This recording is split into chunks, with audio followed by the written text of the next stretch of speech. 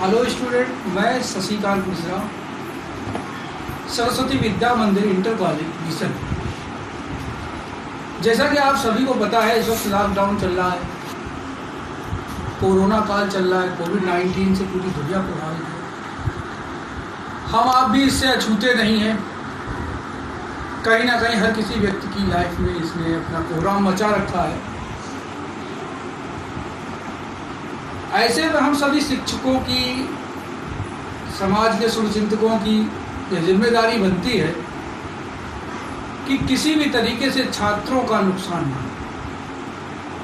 अब नुकसान तो हो रहा है, परंतु निरंतर प्रयास इस प्रकार किया जा रहा है कि आपको कम से कम नुकसान के साथ आपको शिक्षण कराया जाए। इसी क्रम में आपका विभिन्न प्रकार के चैनल आज की डेट में कम्युनिकेशन का काम कर रहे हैं, माध्यम का काम कर रहे हैं, जैसे स्वयं प्रभा है, दीक्षा ऐप है।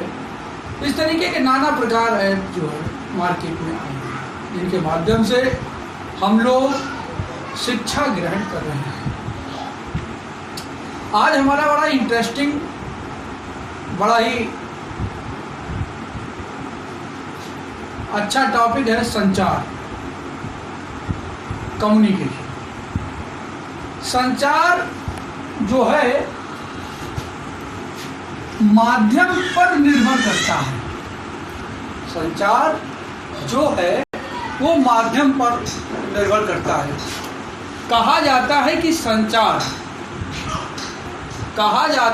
संचार की उत्पत्ति मानव सभ्यता के विकास के साथ साथ हुई। प्राचीन में रोम और मिस्र में प्रारंभ में लोग जो थे आपस में एक दूसरे से शारीरिक हाव भाव, हाथ पैरों को हिला करके एक दूसरे से बात किया करते थे।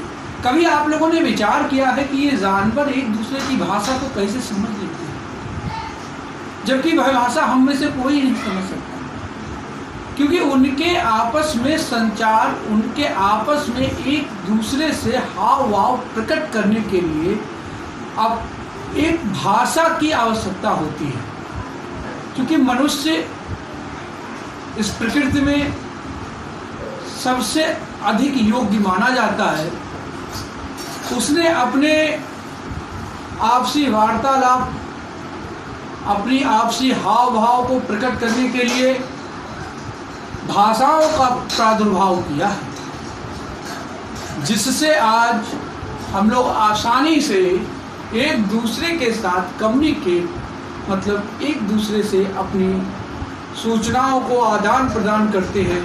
संचार माध्यम के विभिन्न प्रकारों का आज उपयोग किया जाता है। जैसे एक इंटरनेट है, मोबाइल फ़ोन्स हैं, टेलीफोन्स हैं, वाईफाई सिस्टम्स हैं, नाना प्रकार की युक्तियां हैं जिनके द्वारा आज की डेट में संचार संपन्न होता है। परंतु आज से कुछ 100-200 साल पहले की बात है, जब इस तरीके की संचार माध्यम नहीं थे। प्रारंभ में संचार माध्यमों के लिए नाना प्रकार की चीज़ों का उपयोग किया गया, जिनमें से पक्षियों का भी उपयोग किया गया, जानवरों का भी उपयोग किया गया, पशुओं का भी उपयोग किया गया। एक बड़ा इंटरेस्टिंग बात है कि नारद मुनि जो थे वह बीड़ा बजाते हुए एक जगह से दूसरी जगह हवा के माध्यम से संदेशों को प्रेषित किया करते थे। तो हवा में तरंगों के माध्यम से हवा में संदेश को प्रेषित करना भी एक संचार का माध्यम है। अतिशयोक्ति ना होगी, और अतिशयोक्ति ही है कि कालिदास, जो आज से लगभग 2000 वर्ष पूर्व महाकवि कालिदास हुए, और उन्होंने संदेश को भेजने की कल्पना के रूप में मेघदूत शब्द कहा। मेघों को दूत बना करके एक जगह से दूसरी जगह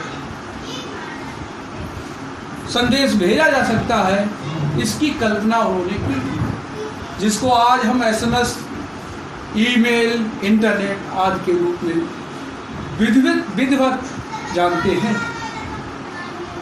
बच्चों, संचार करने में भाषा का प्रमुख योगदान था, जिस कारण संचार करना और भी आसान हो गया। इस प्रकार मानव सभ्यता का विकास होने के साथ ही मानव के ज्ञान का भी विकास हुआ। ज्ञान का विकास होने से मानव में बोलने की शक्ति और भाषा का विकास हुआ। यही विकास मानव सभ्यता में संचार के कारण संभव हुआ। संचार के विकास ने ही मानव समाज के विकास में महत्वपूर्ण योगदान दिया। उनकी आवश्यकताओं, जरूरतों, जानकारी को एक व्यक्ति से दूसरे व्यक्ति तक पहुंचाने के लिए समाज में रहते हुए संचार करने लगे।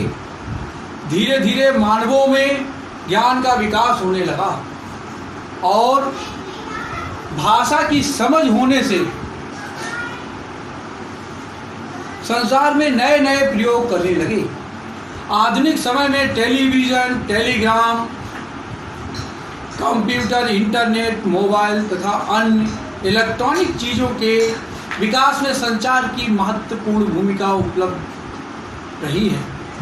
मानव का विकास एवं प्रकृति भी संचार की ही देन है। आज मानव संचार के लिए नित्य नए तकनीकों का विकास कर रहा है। तकनीकी के विकास से ही संचार के माध्यमों का प्रयोग करना आसान हुआ है। आप लोगों को यहाँ पर मैं बता दूं, मैंने कहा अभी पीछे कि पक्षी, पशु, इनके द्वारा भी पहले संदेश प्रेषित किए जाते थे। संदेश को भेजने के लिए प्रशिक्षित रूप से पक्षियों को प्रशिक्षण दिया जाता था, जिनमें से कबूतर प्रमुख रूप से है। परंतु आज यह सारी चीज़ें दूर हो चुकी हैं और संचार अपने नित्य नए तकनीकी के विकास के कारण मानव विकास में भी प्रमुख भूमिका निभा रहा है। संसार का अर्थ संचार शब्द अंग्रेजी भाषा के कम्युनिकेशन का हिंदी रूपांतरण है, जो एक लैटिन भाषा का शब्द कमिन्स से बना हुआ है। कमिन्स का जो अर्थ होता है वो होता है कॉमन, और इसी के साथ संचार शब्द से तात्पर्य सूचना देने वाला संचारक और सूचना प्राप्त करने वाला प्रापक के माध्यम उभयनिष्ठ स्थापित करता है। संचार एक ऐसा प्रयास है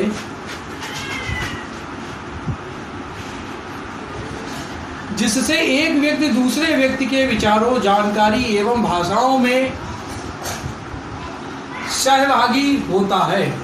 व्यापक अर्थों में संचार एक व्यक्ति से दूसरे व्यक्ति या व्यक्ति से समूह के बीच सार्थक संकेतों, चिन्हों या प्रतीकों के द्वारा सूचना, जानकारी, मनोभाव के आदान प्रदान होने को संचार कहते हैं। संचार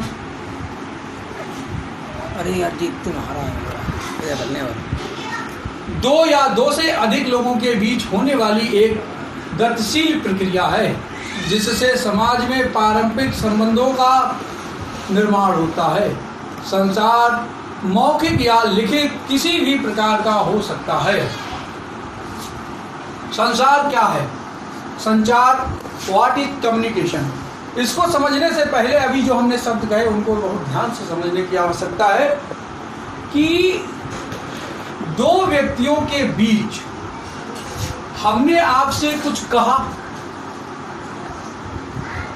और आपने उसका रिप्लाई नहीं दिया, आप तक वह बात नहीं पहुंची, तो यहाँ पर ये संचार जो संचरण है, जो सूचनाओं का आदान प्रदान है, वह बिल्कुल भी संपन्न नहीं हो सकता इन सब चीज़ों के अभाव में। तो अब जैसे कि पहले आप आज भी देखते हैं कि कुछ लोग ऐसे होते हैं जिनके भगवान ने सुनने की क्षमता नहीं दी। अब जब सुनने की क्षमता नहीं थी तो उनके पास भाषा का किसी भी प्रकार से कोई भी चीज उपयोग में नहीं है। अब जब उनके पास भाषा नहीं है तो फिर वो किस तरीके से एक दूसरे से कम्युनिकेट करते हैं, किस तरीके से एक दूसरे से संचरण करते हैं, डाटा का आदान प्रदान करते हैं, एक दूसरे के भाव को कैसे समझते हैं? शारीरिक चिन्हों का प्रयोग करते हैं। आप लोगों ने देखा होगा मूक बधिर लोग हाथों से साइन भी एक दूसरे को हाथ पैरों के माध्यम से एक विशेष आकृति बनाते हैं, जिससे कि सूचना एक जगह से दूसरी जगह प्रेषित हो जाती है। कम्युनिकेशन, संचार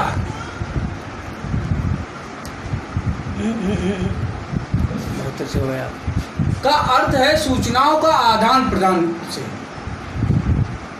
लेकिन ये सूचनाएं तब तक उपयोगी नहीं हो सकती जब तक कि इन सूचनाओं का आदान प्रदान ना हो। पहले सूचनाओं या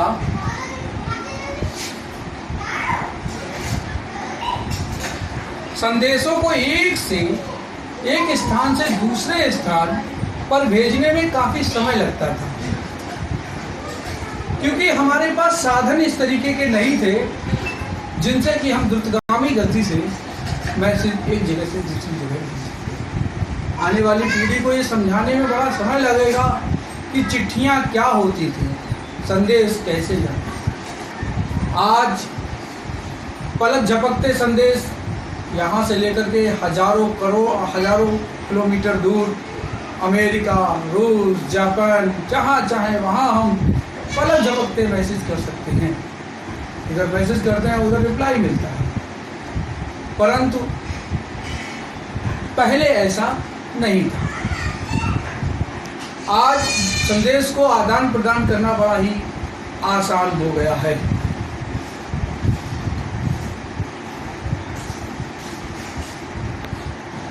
आज के समय में सैटेलाइट व टेलीविज़न ने सारी दुनिया को एक नगर में बदल करके रख दिया है। इस प्रकार हम कह सकते हैं कि जब दो या दो से अधिक व्यक्ति आपस में कुछ सार्थक चिन्हों, संकेतों या प्रतीकों के विचारों या भावनाओं का आदान प्रदान करते हैं तो उसे संचार कहते हैं। कम्युनिकेशन 12 मिनट हो गए, इसे पॉज करो।